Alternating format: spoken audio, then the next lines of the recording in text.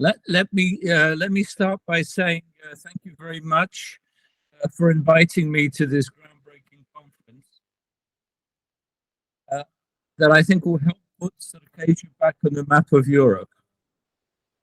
Despite Moscow's attempts to eradicate your nation, your state since the 19th century genocide, Circassia survived and it will be reborn as Russia weakens and ruptures.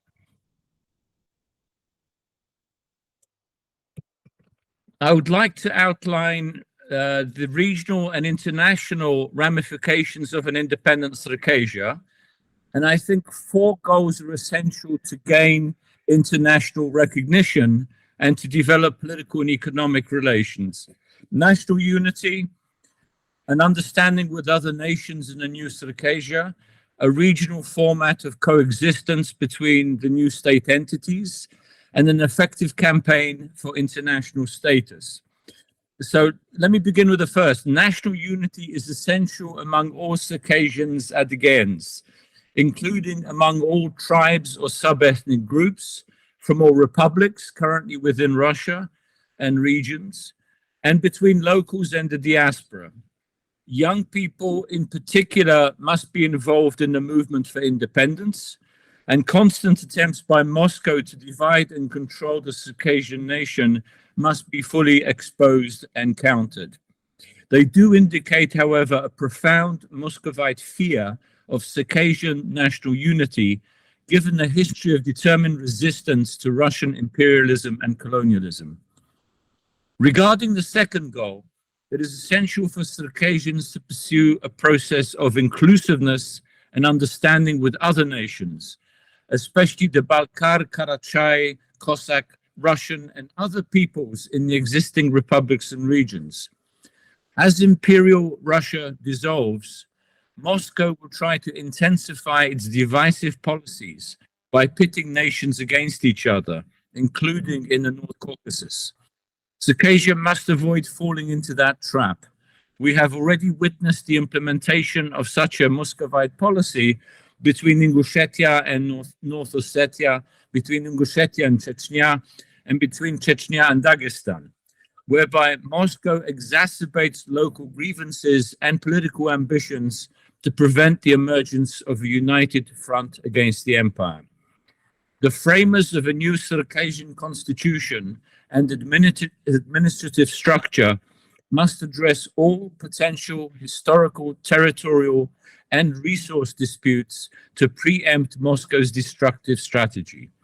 And representatives of all resident nations must be included in the process of state building, institution building, and electoral representation. The administrative structure of the new Circassia must be developed and address all national aspirations in a spirit of dialogue and compromise. In some cases, existing disputes may actually provide opportunities to involve neutral outside mediators, whether individual countries or multinational organizations. This in itself will help foster the development of international relations for Circassia.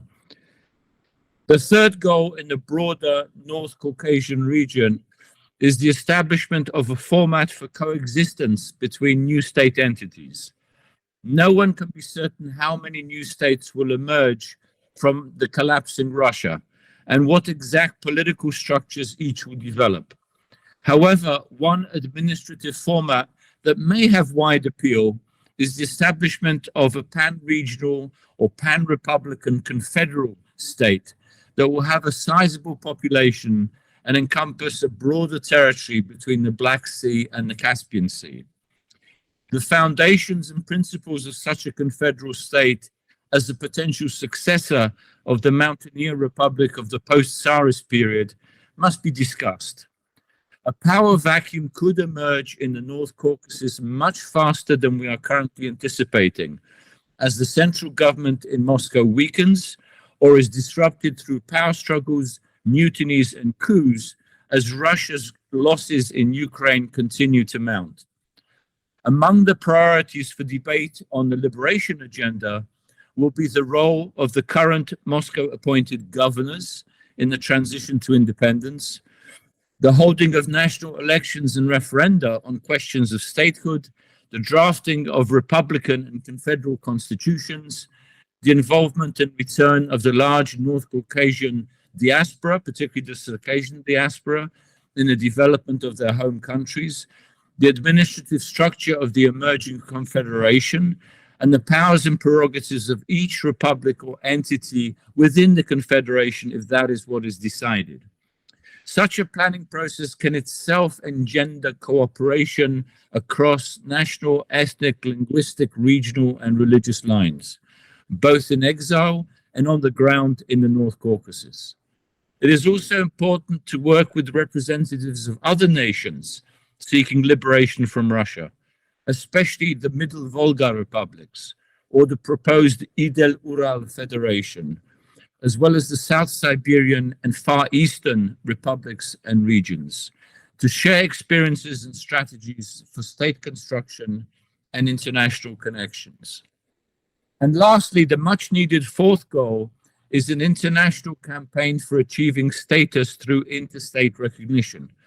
The new Circassian state will confront the enormous task of reconstruction and economic stabilization, and will need international diplomatic and economic support. International assistance is more likely to be forthcoming for states that are able to ensure a relatively stable and predictable domestic, political, social, and legal environment, or those that possess resources and industries that can attract foreign investment. This will also necessitate a stable regional climate and a broader market than simply that of one republic. The key here is not only to communicate what the new Circassia is rejecting, in other words, Muscovite imperialism, but also to outline the advantages of Circassian independence, both for itself and for the broader Caucasian, Black Sea, and European regions. A message of success must accompany the message of liberation. Representatives from Circassia must pursue contacts with neighboring or nearby countries, especially Turkey and Georgia, as they will be directly affected by developments in North Caucasus. And there are, of course, deep historical connections between these regions. And this will also help to develop and implement a formula to settle the future of Abkhazia and South Ossetia once Russian imperial influence is eliminated. Let me conclude by saying that there's clearly a lot of work ahead, but you have a noble historical cause for the Circassian people in finally overthrowing the chains of Muscovy and rebuilding your state and giving your nation a secure and prosperous future. Thank you again for inviting me.